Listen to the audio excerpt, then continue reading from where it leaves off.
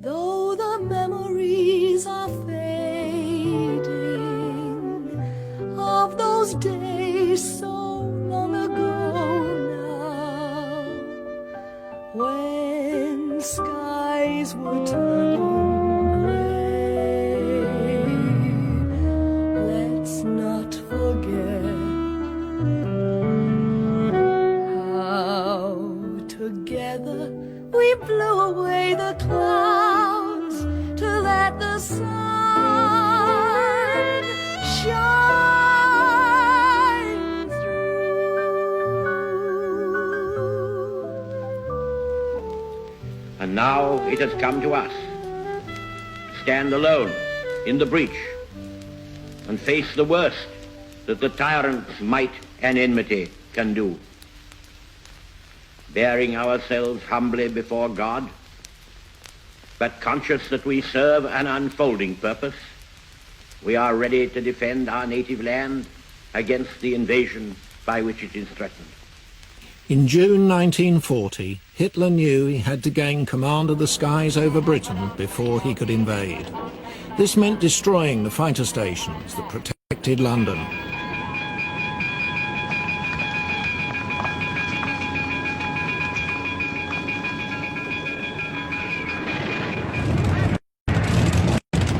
Throughout the summer, workers in gardens like Chiltern carried on with a deadly battle raging in the skies above them.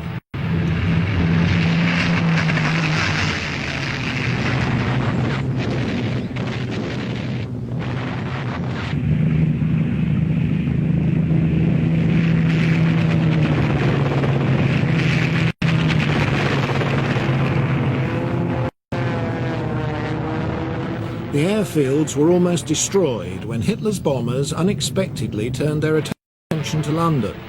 It gave a vital breathing space. Fighter Command's victory on September the 15th finally persuaded Hitler to call off the invasion. During these anxious weeks, people on the ground were keen to help in any way they could.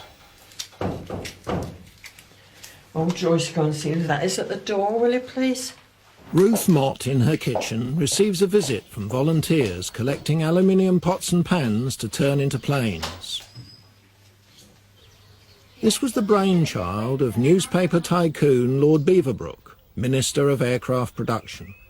Everybody, including the royal family, loyally handed over their saucepans. Oh, this old one with a string handle can go. Get rid of that. That one isn't much good either. I can take that one. And I think this aluminium jug, that'll do for today. If I find anything else, we'll let them know. All right? All right, then. Everybody rustled around and tried to find something because you felt that you were helping the war effort. You know, you sort of felt that it wasn't going to terminate unless you'd done something to help it. The appeal yielded 1,000 tons of metal. How much actually went into building planes is uncertain, as much of the aluminium was of low grade. For the housewife, it meant yet another shortage. Few saw aluminium saucepans again until after the war.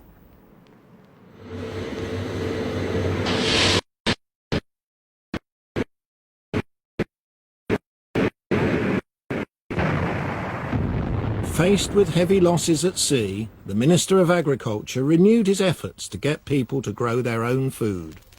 Today we begin a new Dig for Victory campaign. Mayors from all parts of the country took part. We carried it through during an air raid, one of the many London has been having today. But we were all agreed that a successful Dig for Victory campaign this autumn was one of the best answers to Hitler's attempt to damage our overseas food supplies and interrupt our communications.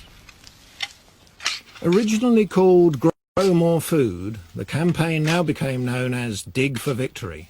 Its famous logo immortalised the spade work of London gardener W.H. Mackay. In peacetime, the continent sends us over 250,000 tons of vegetables a year. Hitler has cut them off for the moment. We must now grow them ourselves.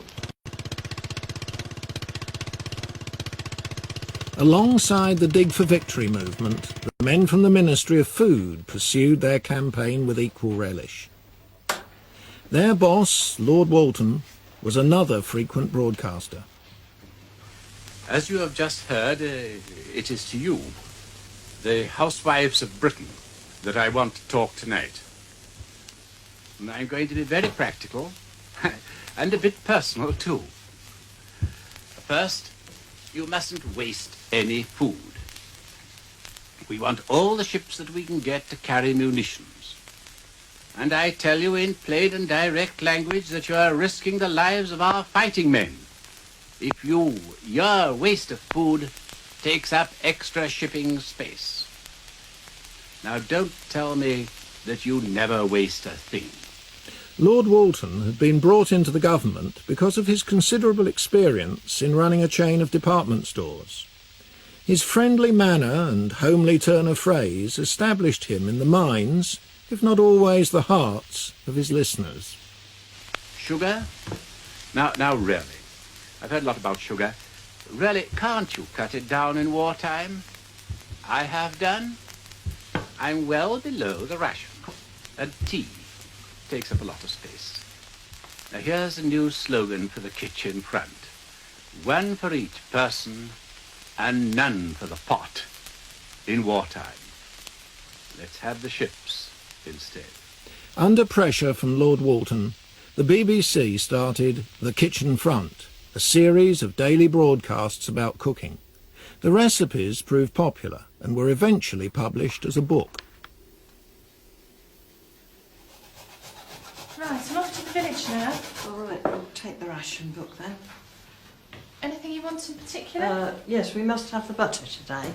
Ruth has chosen the wartime chocolate pudding. The recipe uses syrup and cocoa, both still unrationed. It also includes carrot, often used to save on sugar. If you see anything else you think we ought to have that's not on the ration, bring it along. Right, see you later then. Yeah. Bye. Bye.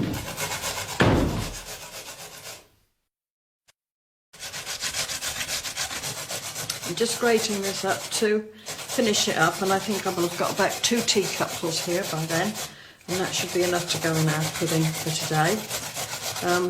Carrot basically was used a lot in the wartime as a sweetening agent, so we've cut down the sugar to 1 ounce, and so we're going to put in 2 ounces of margarine, and the 1 ounce of sugar which we've got ready, and we're going to just beat that up until it all mixes in nicely together. It'll take a minute because we've got it nice and soft. Now into that we're going to put our 2 cups of grated carrot. A teacup we're using, so if anyone wants to make it now, that's equivalent to 4 ounces, 1 teacup.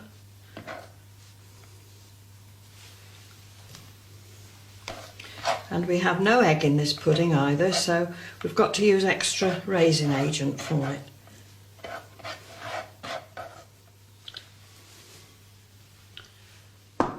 We wind this all up together.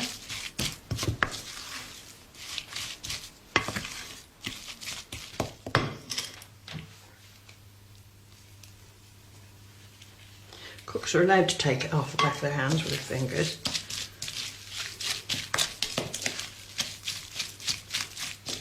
Into that we're now going to put the 4 teacups of flour.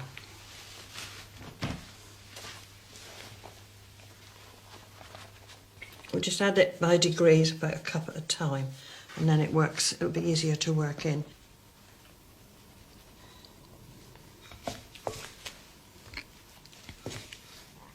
Followed by a good heaped tablespoonful of cocoa.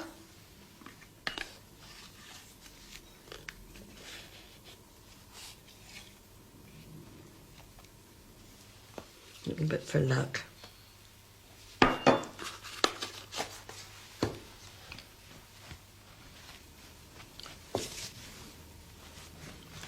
A teaspoonful of bicarb, which we'll give it a raising agent and some baking powder. So this will help make it puff up in the basin. It should make a very light pudding actually, I think it will.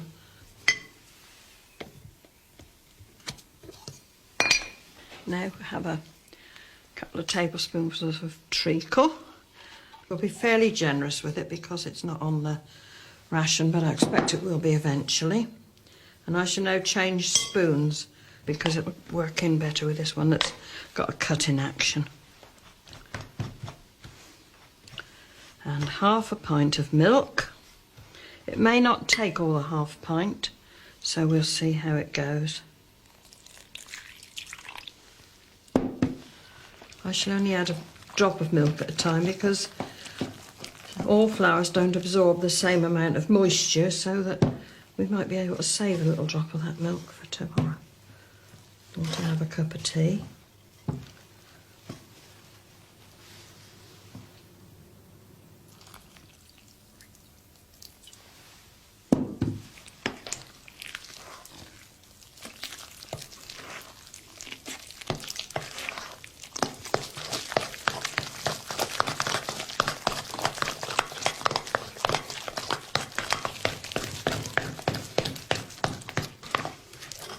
That I would consider was about right.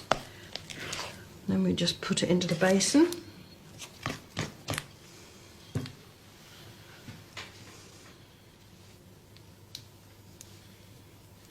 And when that's cooked, you won't find any of that carrot. It steams for about 2 hours. That should take it and make it very nice. There we are.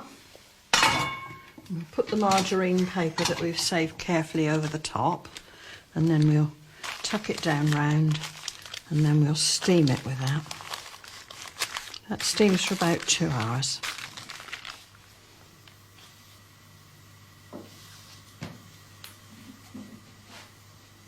Chocolate puddings were a luxury that could be ill afforded later in the war. By 1942, syrup and cocoa were both rationed. Now, homegrown vegetables were going to be the mainstay of a family's diet. But digging up the back garden would barely produce enough. Local authorities were encouraged to provide allotments. The hunt for land produced some strange settings for a cabbage patch, including the moat of the Tower of London. We've got over 1 million allotments now. I want another 500,000 by next spring. Now, some of you may think that growing vegetables is too difficult. It really isn't. Every council office will help you. There are lots of knowledgeable people about to lend you a hand. The old skilled allotment holders, county horticultural superintendents, park superintendents, gardeners, private and public. Hello, Mr. Dodson. Honey, let's have a look at this problem you've got. Well, you can My see. word, he is active, isn't he? Well, we've got to find the run-in. It's no good thinking we can set a trap there. He's got to run somewhere which it uses. Do you want a stick or a rod? The back garden of the house where Anne is billeted has been invaded by a mole. With no knowledge of how to deal with the hidden enemy, she's asked her employer, Harry Dodson, to help her.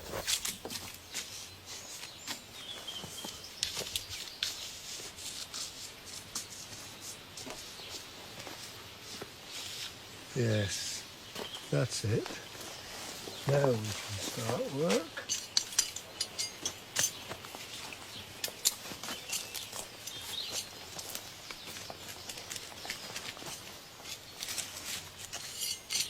He's very deep.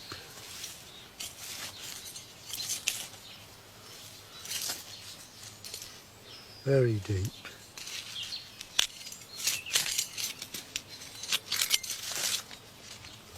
Got to find the old eight with your fingers in case you've muffled it.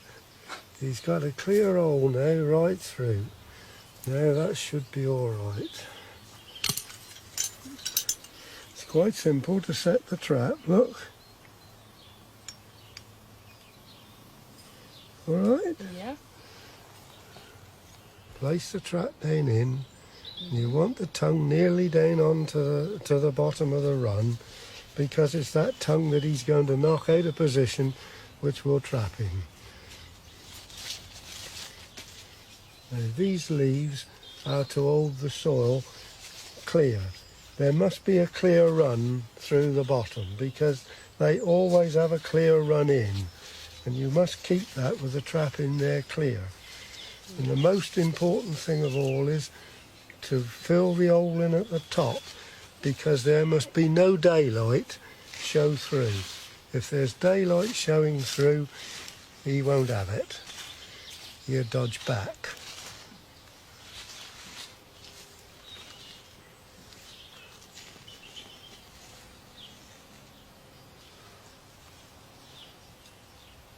It needs very often a very gentle hand to put that on there, and very light soil, but I think you'll find that will be all right. Now, when you come tomorrow morning, if that trap is 8 wide, these 2 pieces are 8 wide, 8 to about here.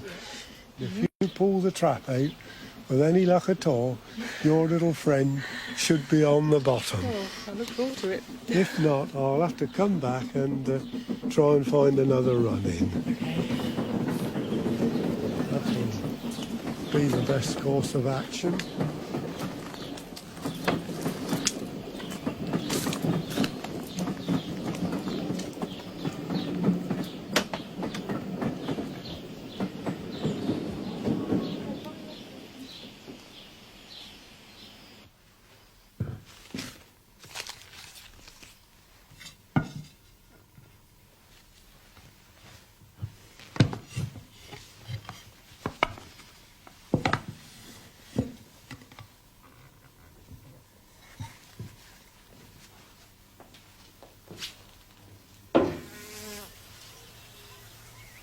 Before the war, much of the country's stocks of seed came from abroad.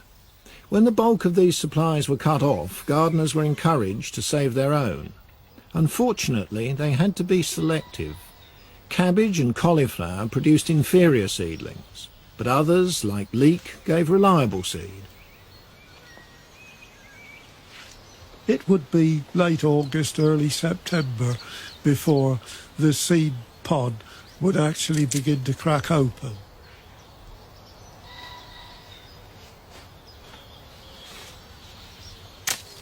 The cost of seed soared. By the end of the war, it had reached 4 times its pre-war level. Despite the efforts of the amateur gardener, most seeds still came from the large companies who had been forced to expand home production. Quite a number of the seed, you hung them up somewhere dry and the capsule popped and the seed fell out. It was a bit fussy, but when things was hard to come by and that sort of thing, if you had a good stock of leek and onion, it was worth doing. Tomorrow we will be Mr. and Mrs. I needn't wander home alone. 1940 saw an unprecedented boom in weddings. Dunkirk had brought the country's young men back home, and in spite of an uncertain future ahead of them, many couples felt it the right moment to get married. So good night, darling. 2 words so hard to say. The cake was still the centrepiece of the wedding, but traditional ingredients were hard to come by. One marzipan substitute was made from soya flour and almond essence mixed with water and margarine. And just give that a good beat up. Now that's getting nice and ready to cool down. It's too soft to handle to put onto the top of the cake at the moment. To put it onto a fruit cake for Christmas or a wedding, you'd only do it about a week beforehand and then put it onto the cake. It goes on drying out, so that if you did it longer than that, you'd have a very hard top to your cake. A family was entitled to an extra food allowance for each guest invited, but the amounts were small, and so was the cake.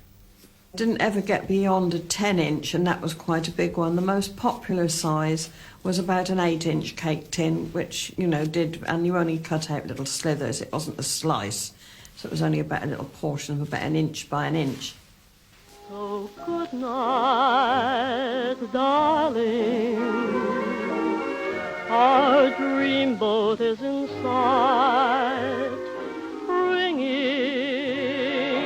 wedding bells. But the heaviest blow came with the sugar order of August 1940. This forbade the placing of sugar on any cake after baking. There'll be no need to write. So good night, darling. Good night. The confectioner's art was replaced by a concoction of cardboard and plaster.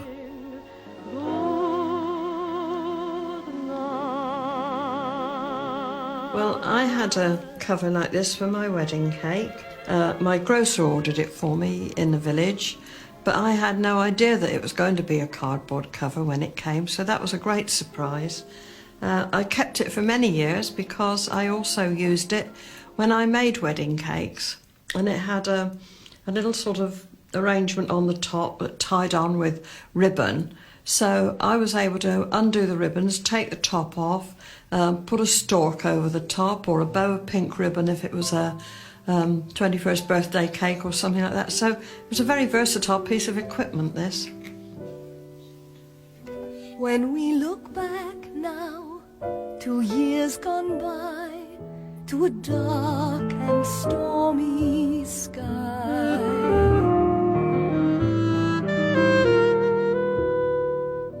do you remember how we survived? Come rain or shine, it turned out fine. Though the memories are fading of those days so